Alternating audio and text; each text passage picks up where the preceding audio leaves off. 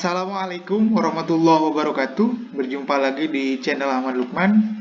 Pada kesempatan ini kita akan berbagi mengenai penjelasan aturan kenaikan kelas, kelulusan dan ujian nasional bagi siswa tingkat akhir, jenjang SD, SMP, SMA, SMK, dan pendidikan kesetaraan pada masa pandemi. Penjelasan ini berdasarkan Surat Edaran Mendikbud nomor 1 tahun 2021.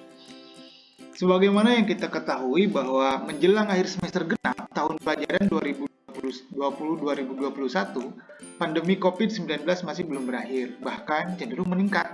Kegiatan sekolah belum bisa normal, padahal saat menjelang akhir semester, sekolah biasanya menghadapi kesibukan rutin akhir tahun dan persiapan awal tahun pelajaran, seperti kenaikan kelas, kelulusan bagi siswa tingkat akhir, dan penerimaan peserta didik baru.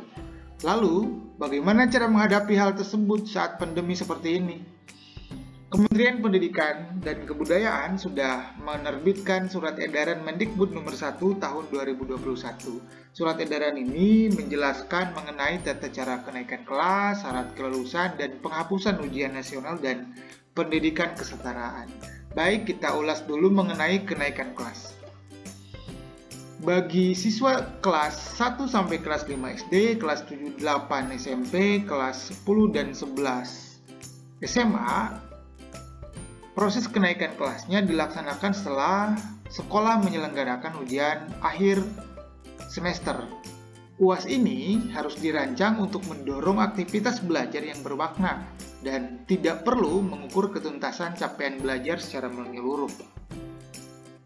Bentuknya, ada beberapa kegiatan yang bisa kita pilih. Yang pertama, bisa memilih kegiatan portofolio. Portofolio sebagai evaluasi dari nilai rapot sebelumnya dan berbagai dokumen prestasi peserta didik seperti piagam penghargaan dan seterusnya. Yang kedua, bisa menggunakan penugasan yang diberikan oleh para guru kepada peserta didik. Yang ketiga, bisa dalam bentuk tes daring dalam jaringan atau tes luring luar jaringan.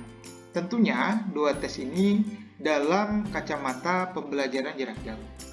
Atau bentuk lain yang ditentukan oleh sekolah. Kalau menyimak redaksi yang ditulis dalam surat edaran ini, maka sekolah bisa memilih atau menggabungkan keempatnya. Bisa memilih salah satunya atau melaksanakan semua bentuk ujian akhir semester ini.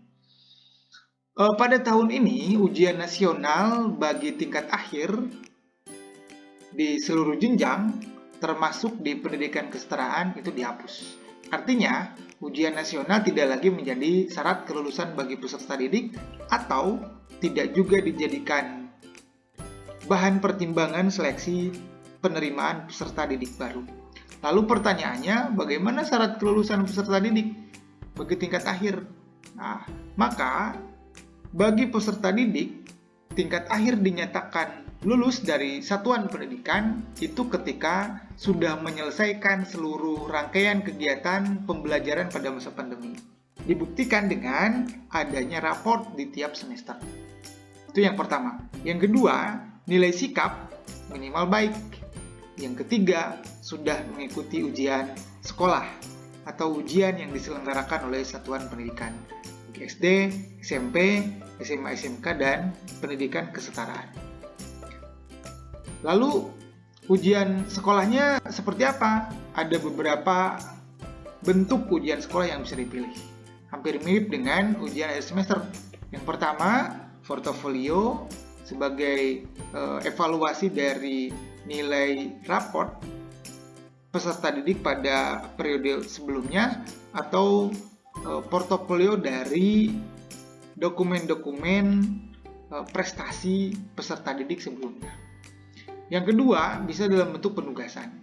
Yang ketiga, bisa tes daring atau luring dan atau dalam bentuk kegiatan lain yang ditentukan oleh sekolah sesuai dengan kesepakatan di sekolah dan kebijakan pimpinan sekolah yang tentu saja sesuai dengan kondisi sekolah. Adapun untuk siswa SMK itu bisa ditambah dengan kegiatan ujian kompetensi keahlian sesuai dengan peraturan perundang-undangan. Baik, Terima kasih atas segala perhatiannya, semoga bermanfaat. Assalamualaikum warahmatullahi wabarakatuh.